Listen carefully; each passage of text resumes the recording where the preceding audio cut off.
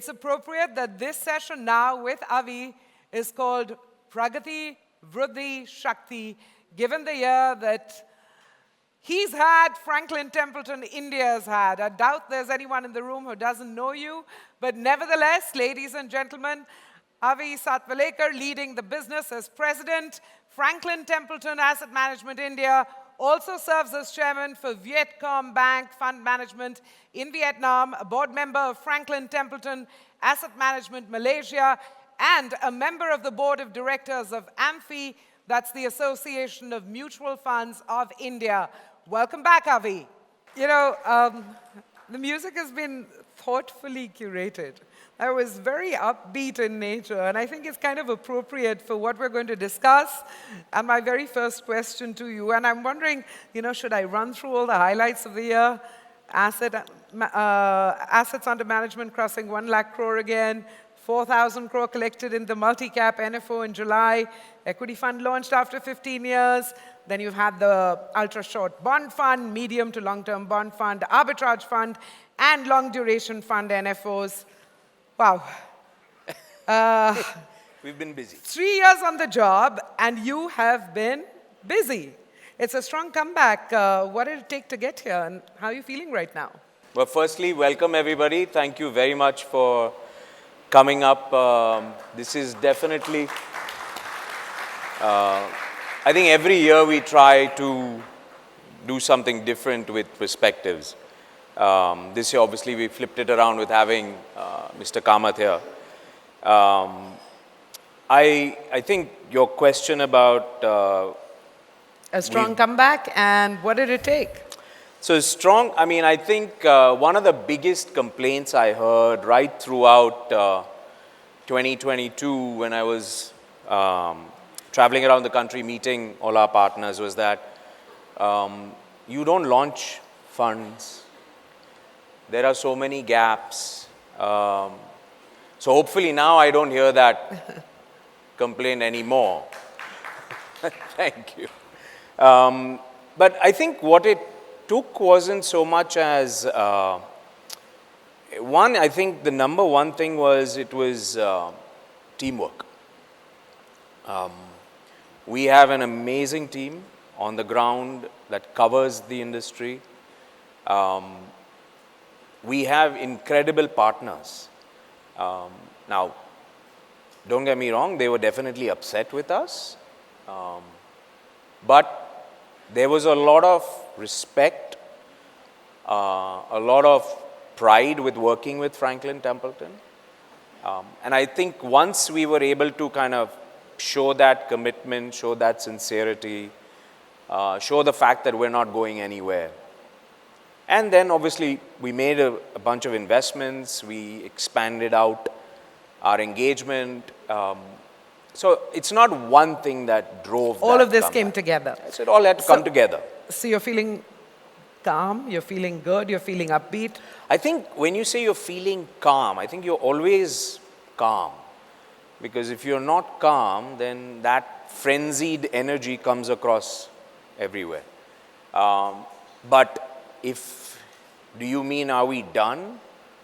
Not by a long shot. So that's what I'm going to ask next. Yeah. What is there still to do? What's the strategy going forward? Well, our strategy is the same. I mean, I think you've all heard me talk about the 3 pillars of our strategy. Nothing has changed in that. And I told you it wouldn't change for the next 2 to 3 to 5 years actually. So the pillars are the same. The components of the pillars change, right? So we went from re-engagement to now engagement because we are back in. Our investments in terms of brand, in terms of media, in terms of people, that has continued and will continue. And then products, you've seen us launch. And I think something that Mr. Kamath said earlier about fixed income, finding that home in the portfolio, that is critical because I think that's something that we've believed for a while. And that's why you'll see we've launched a series of fixed income products because I do think that as an asset class has been neglected. And so, yeah. you know, because, there's so much organic interest in equity, Yeah. this is a deliberate expansion of products from your side on the fixed income side. So I'm going to take a sort of step back and say, what is the role that fixed income should and will play in any investor's portfolio? So, see, listen, I think at the end of the day, equity is going to be your wealth creator. It's going to build, that's how you grow your capital. And we just heard, I mean, if we're talking about a 12% compounding, that is pretty healthy and that's been consistent. Now, the equity markets have done that and more. I mean, if I look at the last 10 years, the Nifty is compounded at 20+%. That's very healthy, right? But at some point, that's going to moderate because earnings growth is not necessarily going to be able to keep up with it.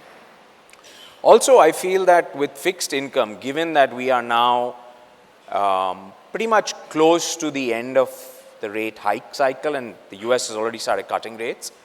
Now, whether they continue with that cycle is a different question and something to be observed.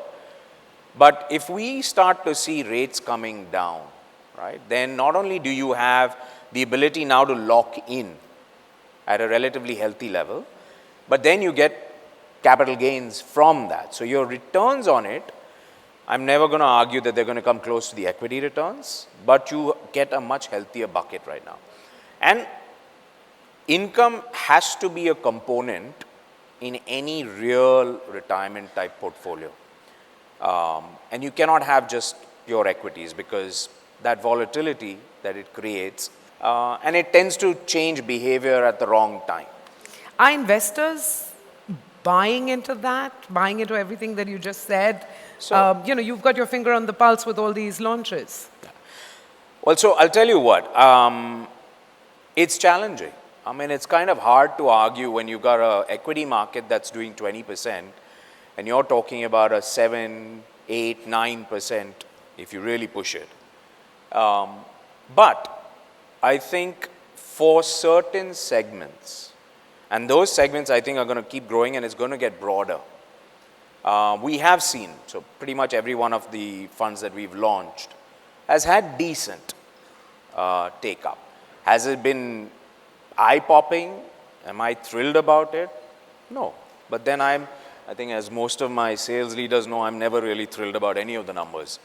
But I will say that we have started to see a shift. We've started to see certain people starting to look at fixed income again. And I think, you know what, we're long-term players. We don't really worry about kind of what happens in the shorter term. So I'd say this is one of those things where we feel that from an investor perspective, it makes sense. You're talking about shifts, and I want to ask you to run through some of the major shifts that you're seeing in the asset management landscape in India.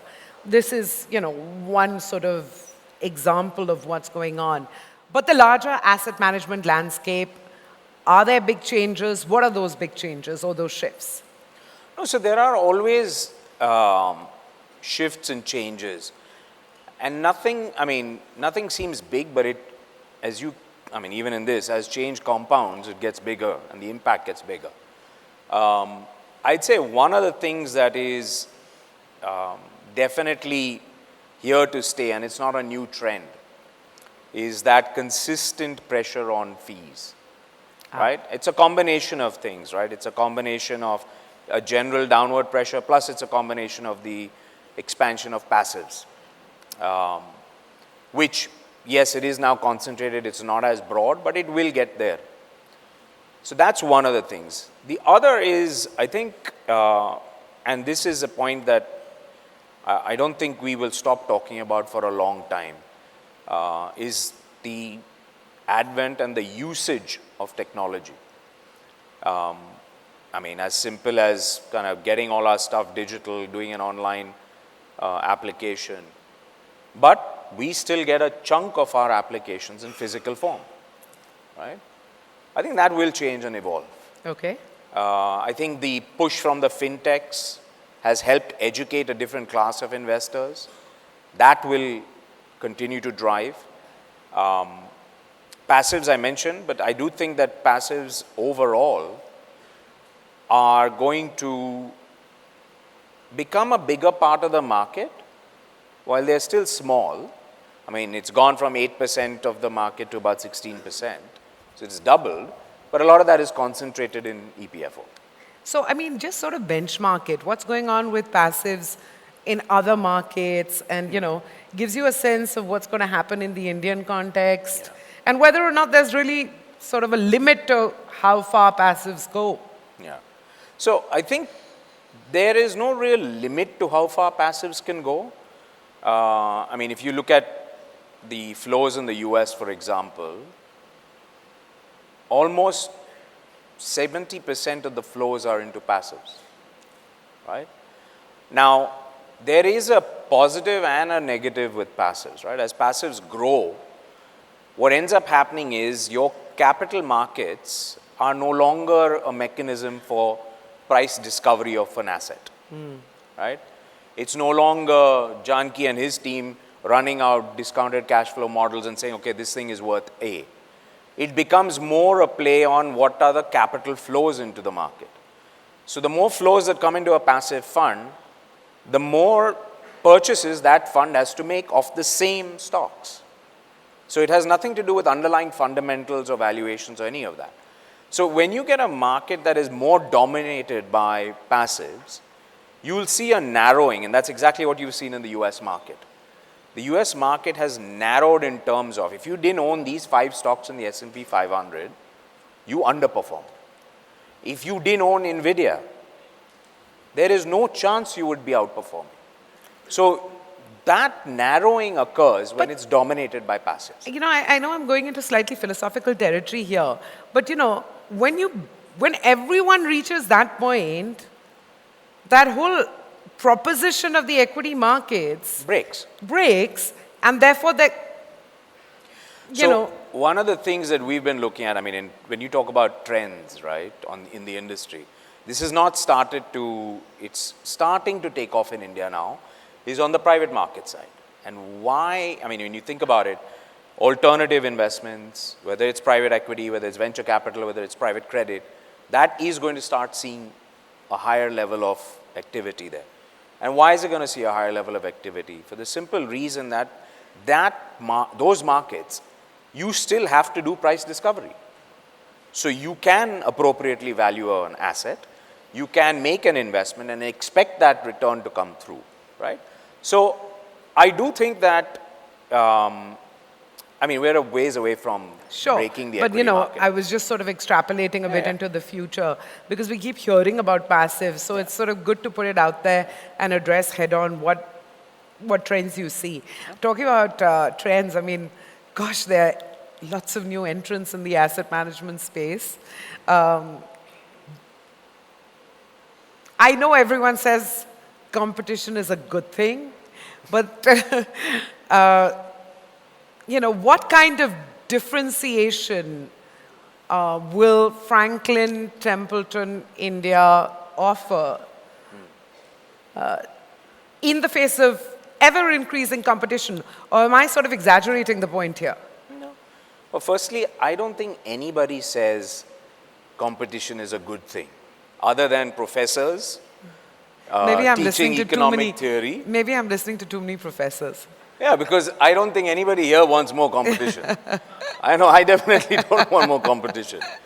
But having said that, that's just the reality of it. I mean, when you look at our market at a 5% penetration, and if you're talking about a GDP growth rate that hovers anywhere between 9 and 10%, it's hard to see our industry not doing well, right? And so if an industry is going to do well, it's going to attract capital and competition. So I don't think, I don't think we are going to have less competition, definitely. But what is slightly different is that I don't think it's easy to compete in the Indian market. And what I mean by that is your thresholds or your barriers to entry are pretty high. And I'm not talking about regulatory or licensing or any of that. I'm talking about the fact that when you've got fee structures where they are today, Right. your ability to carve out revenue is extremely limited. So if you're starting a business today, you do not have the, let's say, a book of business that you can work off of, it's extremely difficult. And I find it fascinating that the last, I would say, 6 months, I've heard numerous bankers come and talk about how foreign fund houses are starting to look at India again and trying to look for ways to come back into India. And some of the names of the people that exited India. And I find that that is a bit amusing to a certain extent, because none of the reasons why you exited Have changed. have changed or gotten better. They've gotten worse. So I'm not sure what magic math we're going to do this time around to justify that entry, which will happen, don't get me wrong. That's what investment bankers are for. And FT, in this competitive landscape, Franklin Templeton, India's differentiator. See, we've been around for a long time, right? I mean, we've been here for 28 years. Our teams have gone through multiple cycles, and we're not a short-term player, we are a long-term player. While, yes, we are a global firm, but I think we are more Indian than anything else. I think the product set, the exposure that our teams get, being part of that global infrastructure, is a definite competitive advantage. So, for example, if you've got an auto analyst that covers the Indian auto companies, he has the ability to talk to our Chinese auto analyst, has the ability to talk to our German auto analyst.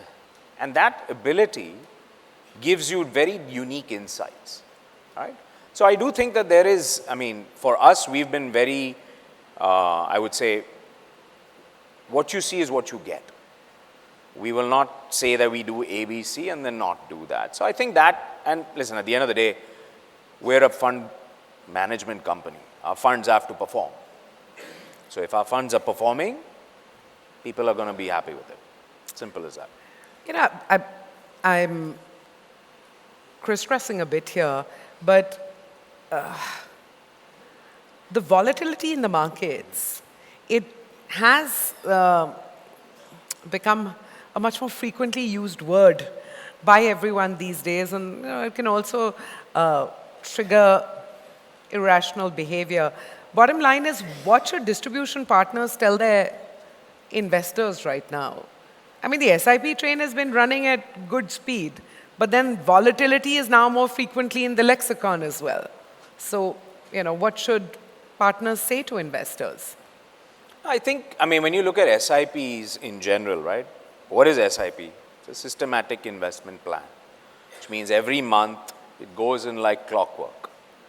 The beauty of that is it is mechanical. There is, so long as you don't muck around with it, there is no emotional factor that you have to look at, right? The problem occurs when, like you said, volatility increases. Now, if you ask me, volatility in an Indian context should only be viewed as an opportunity.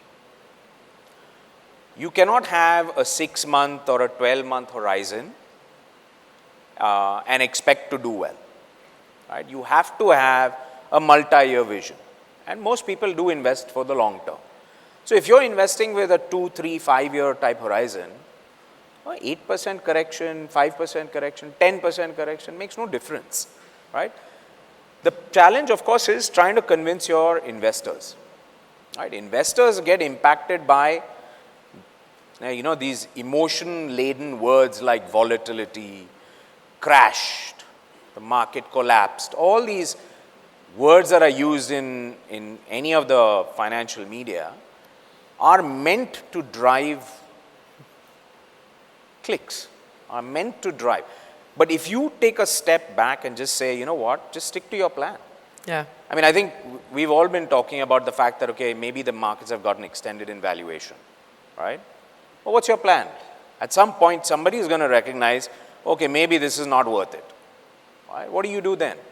So having a plan in place before an event occurs is what's needed.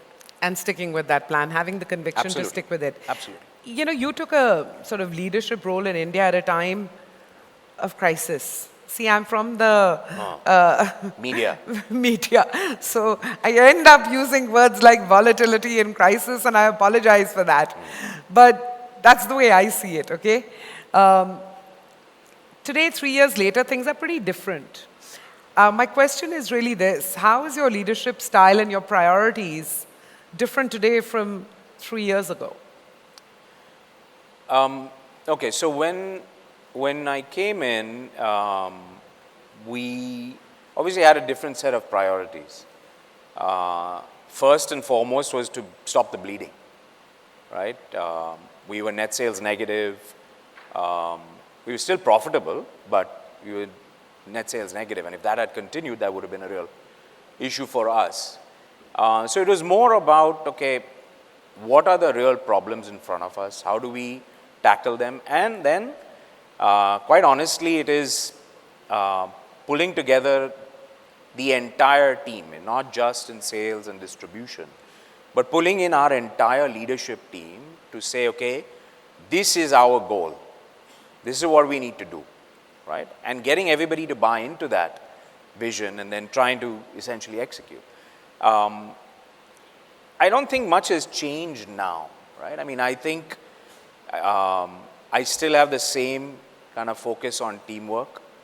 I still believe that you can't have a one-man show in any field, right? And what has changed is obviously our targets have gotten more ambitious now. Yeah, sure. We inherently we are greedy, so I want to see more out of our teams.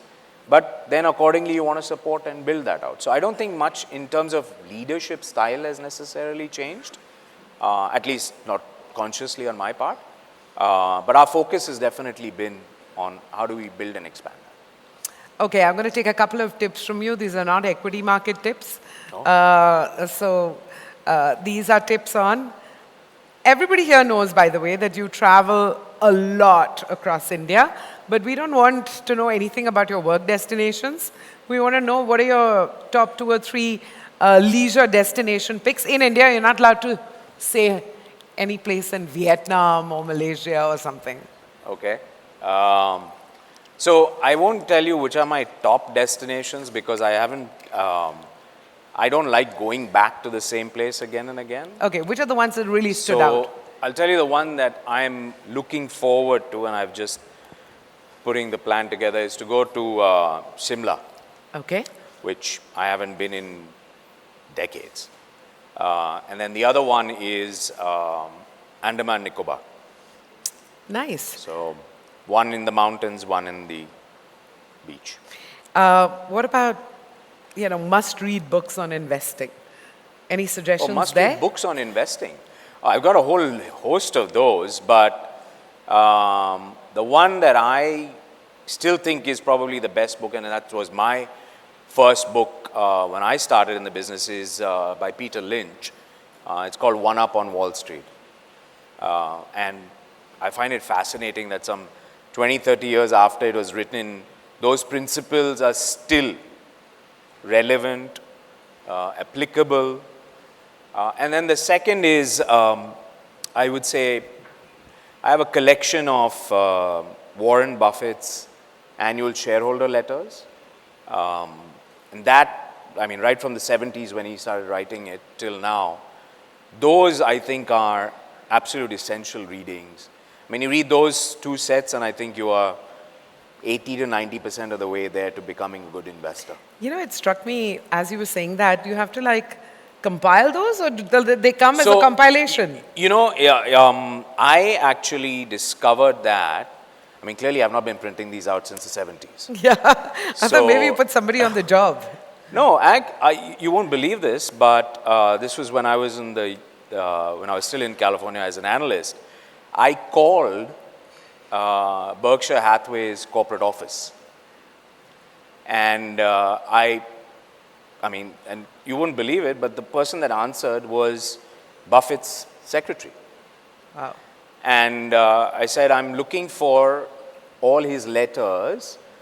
And she said, yeah, we've got a publication. It's currently 3 volumes. And I said, great, will you ship it to me? And just let me know how much I need to pay for it. She said, no, it's free. And they shipped it across to me. So good to know. it was, I mean, I don't know if they're still doing it. This is now about 20 years ago, but probably not still doing it. But those are probably the best investment readings I've found. Okay, 2 final questions. One is, what is it that makes the Indian market unique? And what is your reason for optimism about India's economic future?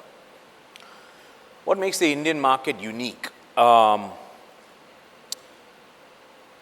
would say from an economic perspective, it's self-contained, right? It almost doesn't matter what happens outside our borders. We will still clock 6% GDP growth. That is very unique. It is similar to the US in a certain sense, where the US also is driven by its own consumption. We're also very young. Yes, we are very young, Yeah. but that cuts both ways. I mean, we always talk about the demographic dividend, but if you don't use that dividend properly, and if you see unemployment rate within the youth is 16%, that turns into a demographic nightmare then, right? But what makes me optimistic is the fact that there are programs being put in place to address exactly that. So I feel like India is unique in the sense that our domestic heft is self-sufficient. Now, what is happening around us in the globe, in my mind, is only going to work towards us. It's only going to add and make it more beneficial to us. I'll give you a simple anecdotal evidence of India's economic might kind of being projected out into the world, right? Now, I've been involved with Vietnam for 12 years, and I was just there, I just got back last night, and I've been staying at this same hotel every time I go there. Excellent, I mean, I don't know how many people have been to Vietnam here. Anybody? Oh, okay, see? I went this time, breakfast buffet, excellent food. There's a whole count section. For Indians? Indian food. Indian food. Aloo bhaji, puri. And I'm thinking, so I asked the guy, I said, what's going on? He said, you won't believe it. 50% of our flow now comes from India. So I think that is really, I mean, that projection of strength and economic might does lead to a better outcome. So we have, I think there's so many different metrics that point towards that. Now, the flip side to that, I mean, from a capital market perspective, I am absolutely bullish. And I have been absolutely bullish for the longest time. To come back to that as well, what do you think of the markets now? I'm like 6 months down, whatever percentage we are, in my mind is a buying opportunity. Okay. Simple. One final thought from you for all the partners gathered here today. What's your message to them? I'll probably just echo what you heard earlier from Mr. Kamath. I think we are in probably one of the best periods for our industry. And our ability to basically take advantage of that is what's going to drive growth. So I would say invest in technology. If you think you've invested enough, you've not. Invest more. Understand your clients and customers, and then basically look at solutions. I don't think we are selling products anymore. I think it's all about solutions. It's solving a problem that the clients have, and I think a lot of you do that right now. And hopefully, the solutions that we come up with are going to be better through the years. Well, I'm going to leave it at that. Avi, always a pleasure talking Thank you. to you. Thank you very much. Thanks, Mandeep.